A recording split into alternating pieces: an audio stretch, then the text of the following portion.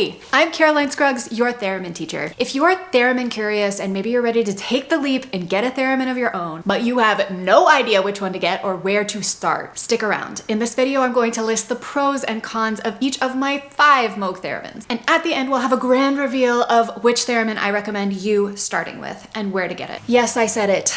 I have 5 theremins. Does that make me a crazy theremin lady? Maybe. But just like any other kind of instrument, each of my theremins not only has unique features, but each one has a distinct voice and feels distinctly different to play on. So without further ado, let's meet the theremin fam, and I will give you the lowdown on price point, features, buyability, and my personal favorites. Shh, don't tell them. So first up, we have the original Etherwave Standard.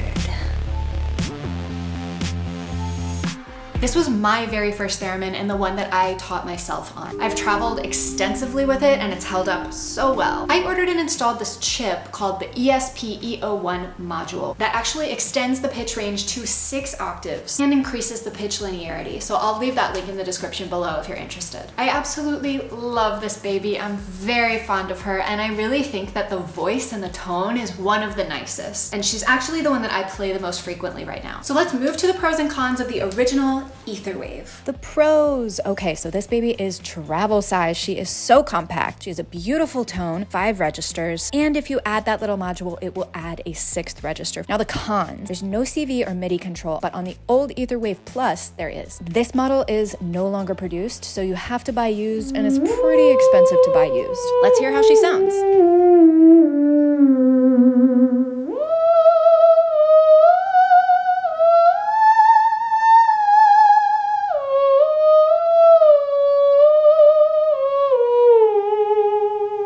Next, we have the Etherwave Pro.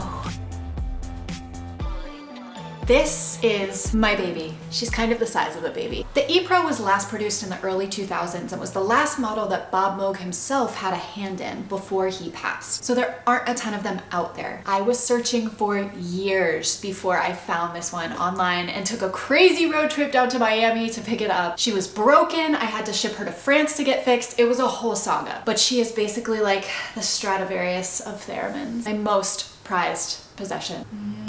Let's get into the pros and cons. The pros! She does have a MIDI CV out. Woohoo! I find this model the smoothest to play with the best tone. She also has 3 register options, a high, medium, and low, which I'll show you in a moment, as well as 6 timbre presets and a headphone jack so that you can practice in private. The cons. She is no longer produced, so you must buy used, and holy moly is she expensive. Also, it's not the easiest theremin to travel with, so keep that in mind. Now let's hear how she sounds.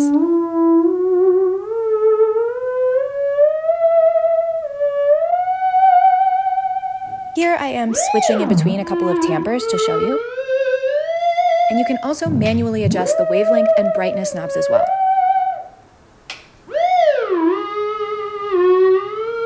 And then I switch to the low register just to show you the warmth of sound there.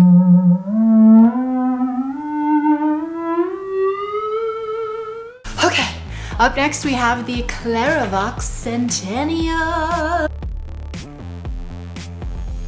Ain't she a beaut? Seriously, this might be the most fashionable theremin out there. She was created for the 100-year anniversary for the invention of the instrument and named after the legendary early theremin player Clara Vox. Now, this is actually my least favorite theremin to play. It somehow feels like it's harder to hit the notes and I just can't find that tone that I want to in her voice. But I know quite a few theremin players who have bought the Clara Vox and are very happy with her. So here are the pros and cons. Woo! This is the model with a ton of features. Let me take a big breath.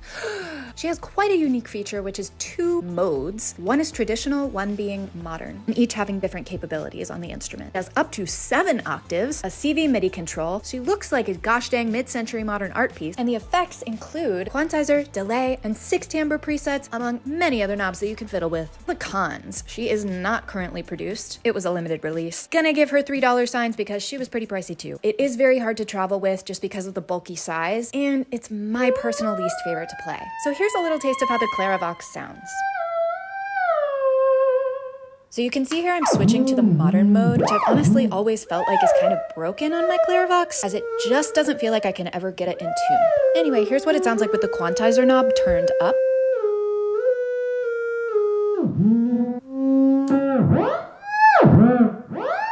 here are just a few of the preset tones that come with the instrument.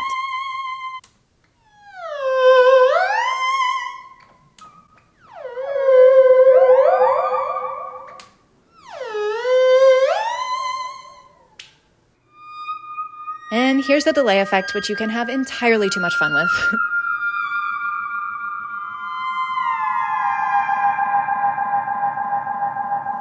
Okay, next model, the Etherwave new version. So this is the new and improved version of the original Etherwave model. And mine was actually a gift from Moog. Love you guys so much. Thank you so much. This Etherwave has been all over the country with me. We have so many fond memories together, and I can't wait to make more. So without further ado, let's head to the pros and cons list. The pros, it is currently being manufactured. It is travel size, super compact. It has 5 octaves, and it does have a headphone jack. This is an update from the old Etherwave. Now the cons, it is still a little bit pricey, especially for your first theremin.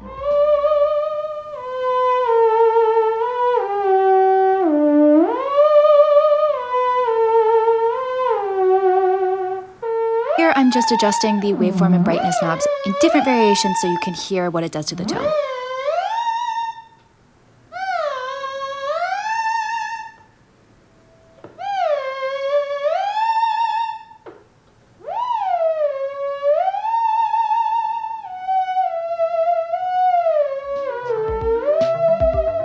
Last but not least, we have the Theremini.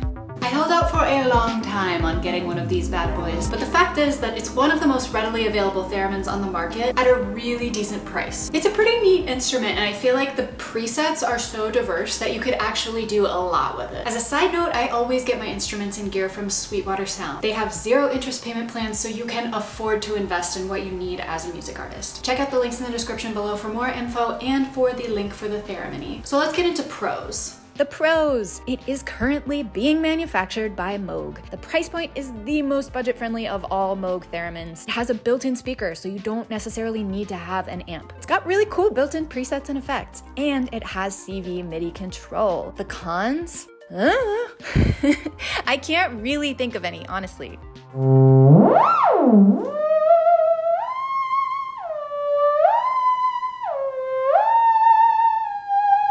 Learn about the features and hear more of the presets in my Theremini calibration video. So without further ado, the theremin I recommend you getting is, drumroll please, the Theremini! The